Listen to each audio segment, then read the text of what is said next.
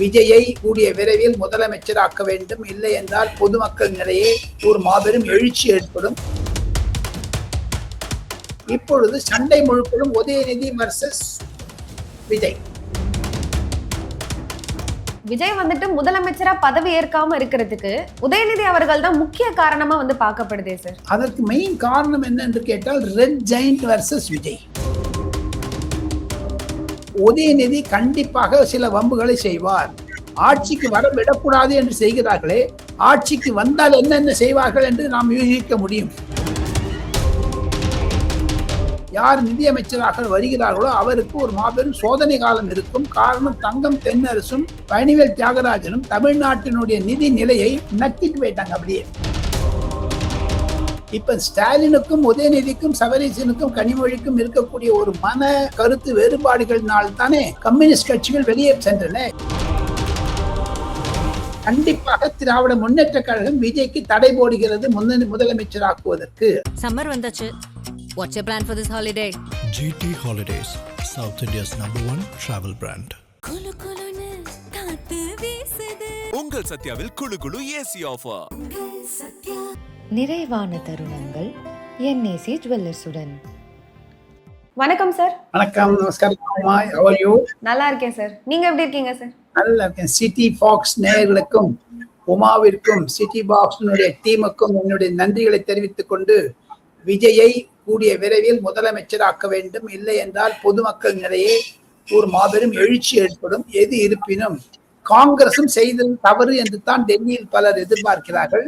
டெல்லி நிலவரம் என்ன என்று கேட்டால், கம்யூனிஸ்ட் கட்சிகளும் காங்கிரசுடன் சேருவது என்று முடிவெடுத்தது திராவிட முன்னேற்ற கழகத்திற்கு ஒரு எதிராக நடந்ததனால் இப்பொழுது சண்டை முழுப்பதும் உதயநிதி வர்சஸ் விஜய். விஜய் வந்துட்டு முதலமைச்சரா பதவி ஏற்காம இருக்கிறதுக்கு உதயநிதி அவர்கள் தான் முக்கிய காரணமா பார்க்கப்படுதே சார். அதற்கு மெயின் காரணம் என்ன என்று கேட்டால் Red Giant versus Vijay, Jananayagan release versus Vijay, Karur stampede versus Udhayanidhi மற்றும் Sangeetha versus Vijay is equal to Udhayanidhi.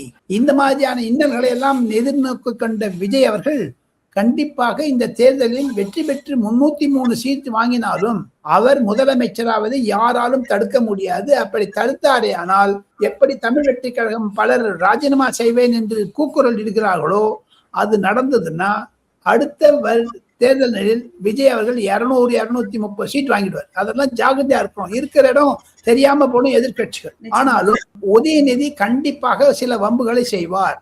ஆட்சிக்கு வர விடக்கூடாது என்று செய்கிறார்களே, ஆட்சிக்கு வந்தால் என்னென்ன செய்வார்கள் என்று நாம் யூகிக்க முடியும். காரணம், இதெல்லாம் ஒரு வயலன்ஸ். ஸ்டேட் கவர்மெண்ட்டுக்கு ஃபைனான்ஸ் கிடையாது.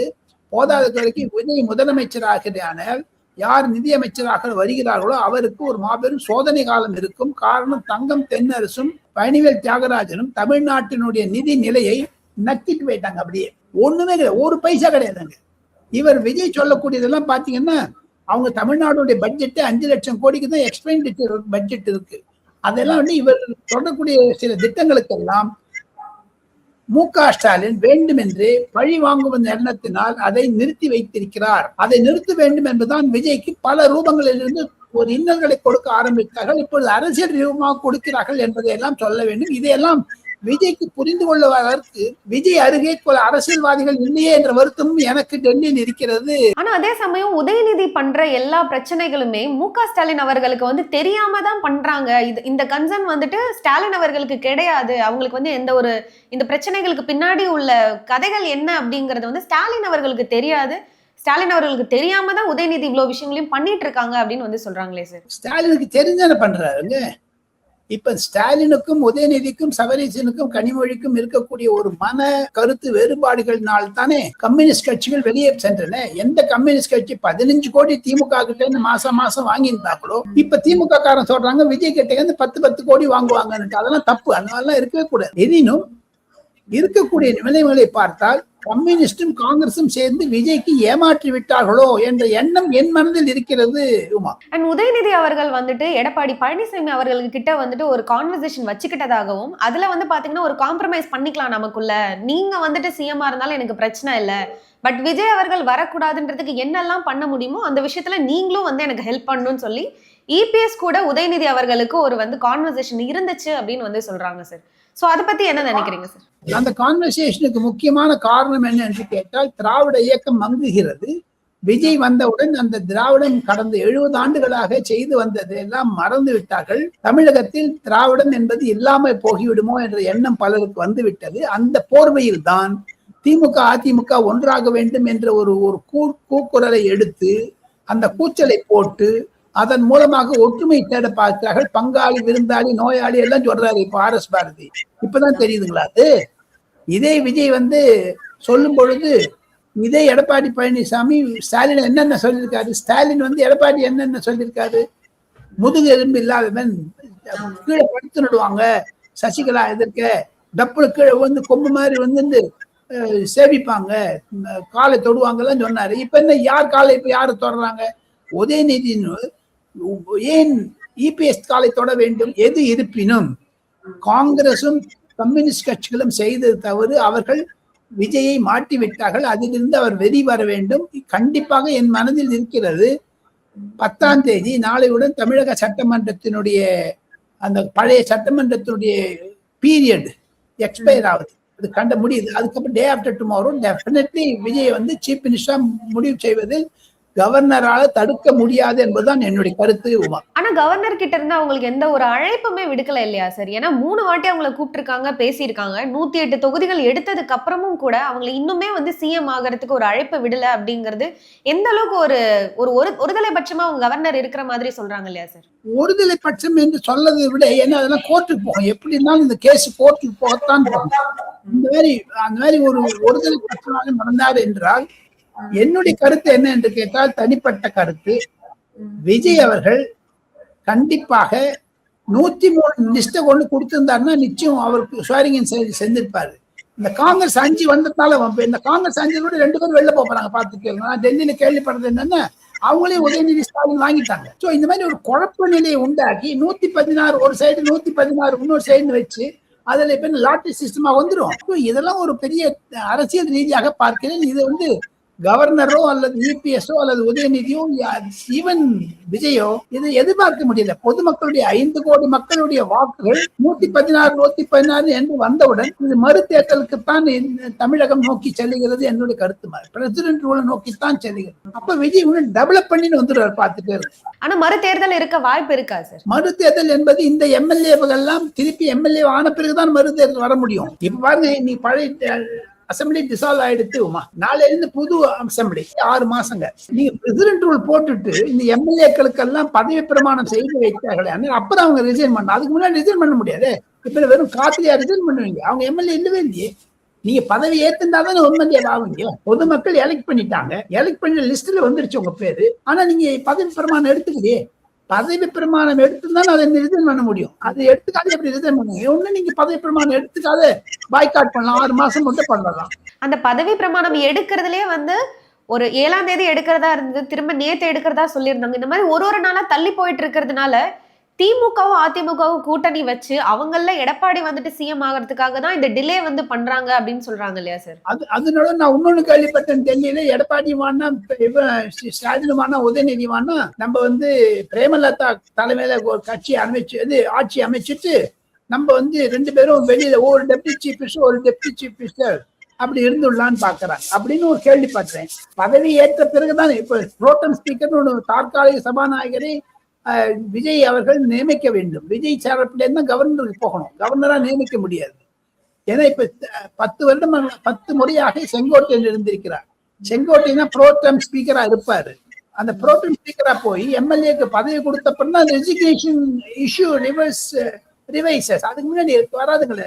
அண்ட் இப்போ டிடிவி தினகரனை வச்சு புதுசா ஒரு பிரச்சனையை உண்டாக்கி இருக்காங்க சார். என்னன்னா அமமுகல இருக்கிற ஒரு கட்சி MLAவை தாவேகால இருந்து காசு கொடுத்து வாங்கிட்டாங்க அப்படின்ற மாதிரியும், அதே மாதிரி போலியான வீடியோக்களை வெளியிட்டு இருக்காங்க. எங்க கட்சியினர் மனப்பூர்வமா ஒத்துக்கவும் இல்லை, தாவேகால இருந்து யாரும் எங்க கிட்ட கேட்கவும் இல்லை, அவங்களே AI வீடியோ ஒண்ணு ஜெனரேட் பண்ணிருக்காங்க அப்படின்லாம் சொல்றாங்களே சார்.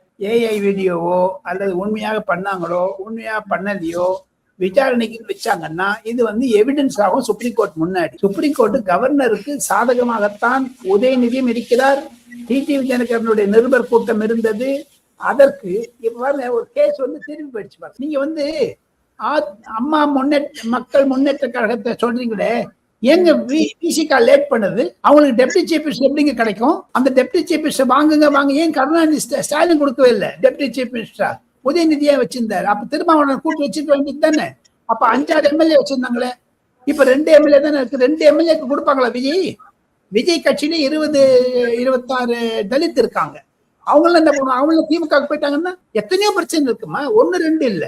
நீங்க ஏதாவது ஒண்ணு சால்வ் பண்ண இன்னொன்னு வரும் அப்படி. அதான் ஆட்சியில் வருவதற்கு முன்னதாக கண்டிப்பாக விஜய் அவர்கள் செய்த மாபெரும் தவறு என்று நான் சொல்லவில்லை, அவருக்கு பயிற்சி இல்லை என்று நான் சொல்லவில்லை, அவருக்கு கூட இருந்தவர்கள் சொல்லி கொடுத்திருக்க வேண்டும்.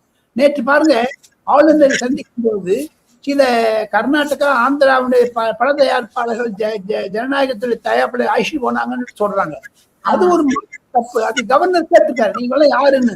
அப்ப கவர்னர் சைடு போட்டோ வந்தோடனே அவங்க எடுக்கிறாங்களே. இப்ப திராவிட முன்னேற்ற கழகத்தினுடைய ஈகோ சிஸ்டத்துக்கு இருக்கக்கூடிய சில செய்தி நிறுவனங்கள், செய்தியாளர்கள், தொலைக்காட்சிகள், பல ஆதரவாளர்கள்லாம் அந்த ஜனநாயகத்தினுடைய விஷால் ரெட்டி யாருன்னு கேட்கறாங்களே, அதெல்லாம் நிறுத்தி வச்சுக்கணும். அதை தவிர இந்த கவர்னர் அனுமதி கொடுக்கும் முன்னதாக நேரு ஸ்டேடியத்துல 4-5ஆம் தேதி ஒரு மாபெரும் பந்தலை போட்டு அதுக்கு எல்இடி எல்லாம் வச்சு பண்ணது கவர்னருக்கு பிடிக்காம போயிடுச்சு. அதெல்லாம் கொஞ்சம் அவசரப்பட்டது. இந்த விஜய் டீம்ல இருக்கவங்களாம் தப்பு பண்ணிட்டாங்களோ என்ற எண்ணம் டெல்லியில் பிரதிபலிக்கிறது. உமா, ஆனா அதே சமயம் பாத்தீங்கன்னா இப்போ விசிகா கூட வந்துட்டு விஜய் அவர்களுக்கு இன்னைக்கு ஒரு மீட்டிங் இருக்கு சார். சோ இந்த மீட்டிங்ல இருந்து தான் விசிகா அவங்களோட 2 சீட்டையும் தாவேகா தலைவர் விஜய் அவர்களுக்கு கொடுக்குறாங்களா அப்படிங்கறத பத்தி அனௌன்ஸ் பண்றதா சொல்லியிருக்காங்க. உங்களோட கருத்துப்படி அவங்க கொடுப்பாங்கன்னு நினைக்கிறீங்களா சார்?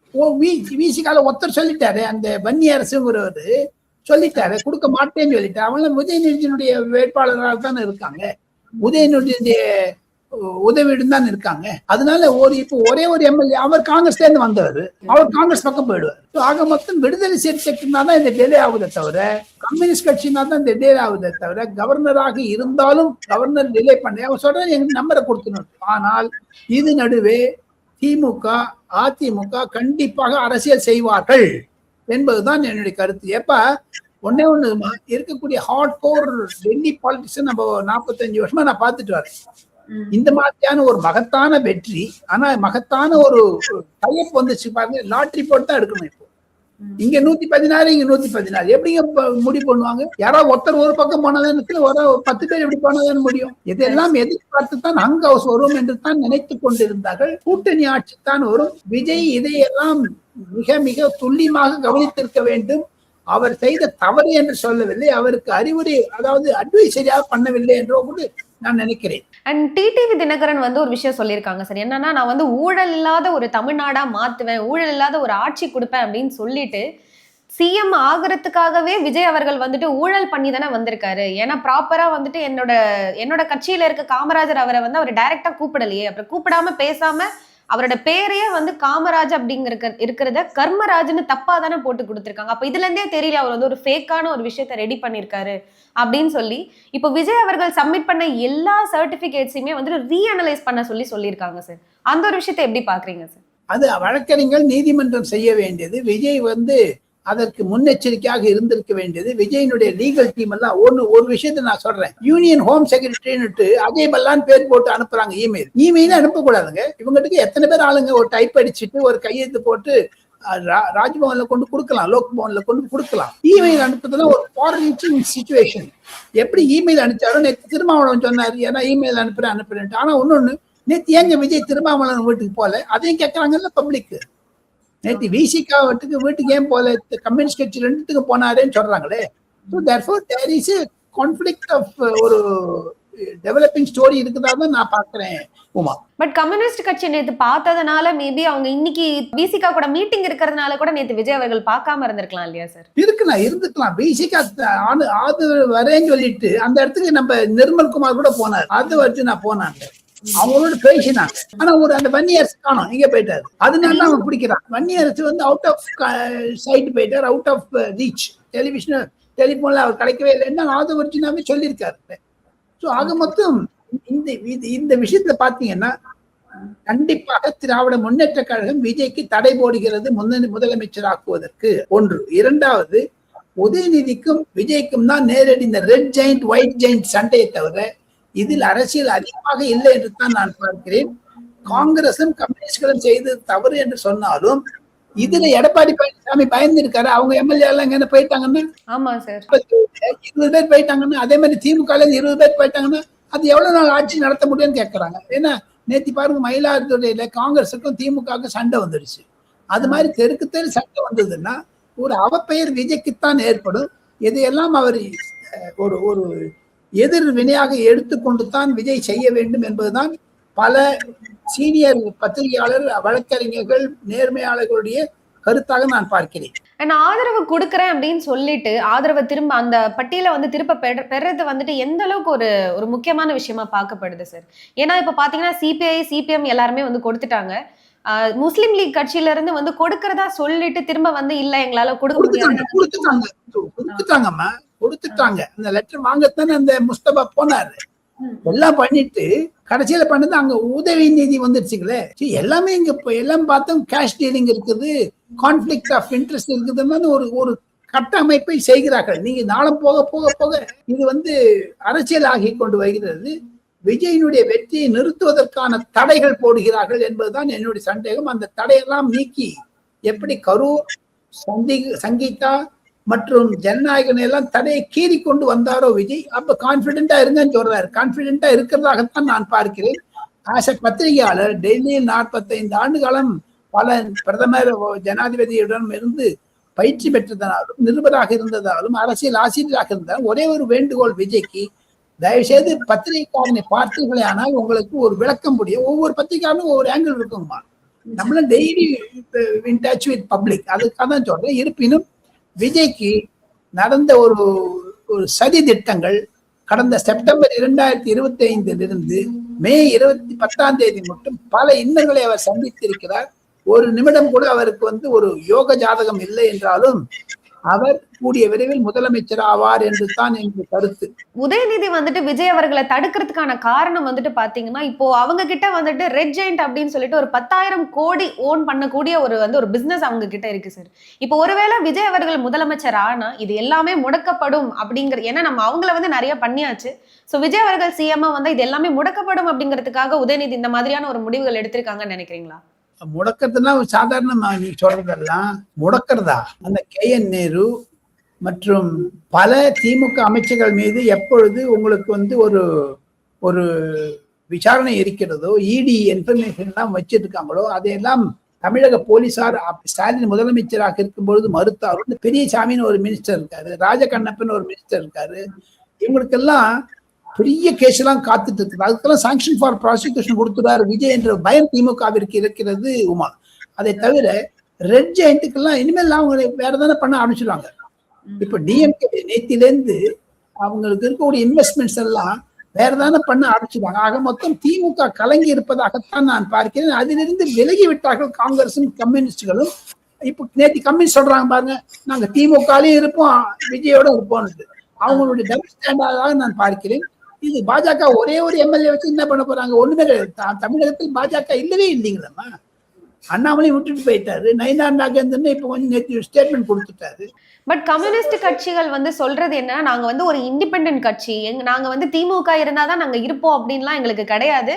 நாங்க அவங்க சொல்றது, அவங்க கூட கூட்டணியில இருக்கோம், வெளியில இருந்து நாங்க விஜய் வந்துட்டு உதவதான் போறோம். அதாவது எங்களோட ஹெல்ப் மூலமா அவர் வந்துட்டு சிஎம் ஆகிறதுக்கு அவர் உதவதான் நாங்க போறோம் அப்படின்ற ஒரு விஷயத்தையும் வந்து வெளியில சொல்லியிருக்காங்க. ஒண்ணு யாரும் இல்லைங்க இருக்காங்க. இந்த கம்யூனிஸ்ட் எம்எல்ஏக்கள் விஜயினுடைய தமிழ் வெற்றி கழகத்தை தோற்கடித்து தான் எம்எல்ஏ ஆயிருக்காங்க. அவங்களே எப்படி திருப்பி விஜயோட போக முடியும்? அப்ப தோத்தவங்க என்ன பண்ணுவாங்க? இதையெல்லாம் யோசித்திருக்க வேண்டும். நீங்க யூஆர் அன் ஆப்போசிஷன். ஒரு மனைவியுடன் குடும்பம் செய்த பிறகு ஒரு கணவர் வேறொரு மனைவியை தேடுவது போன்று காங்கிரசும் கம்யூனிஸ்டுகளும் செய்கிறார்கள். அது விஜய்க்கு தெரிந்திருந்தாலும் ஆசை என்பது அவர்கள் திமுக விட்டு வெளியே வந்தார்கள். இனிமே நான் அங்கே இருப்பேன், 2 பொண்டாட்டி ஒரு ஆள் இருக்க முடியுமா? நீங்க விஜயும் கட்சியிலயும் இருப்பீங்க, திமுக இருப்பீங்க, நாங்க நேர்மைங்க சொல்றாரு, எப்படி இருக்க முடியும் என்பதுதான் என்னுடைய கருத்து. Thank you sir. தேங்க்யூ, நன்றிமா. சம்மர் வந்தாச்சு. What's your plan for this holiday? GT Holidays, South India's #1 travel brand. Kullu குலுன்னு காத்து வீசுது. உங்கள் சத்யாவில் குளு குளு ஏசி ஆஃபர். உங்கள் சத்யா. நிறைவான தருணங்கள் NAC ஜுவல்லர்ஸுடன்.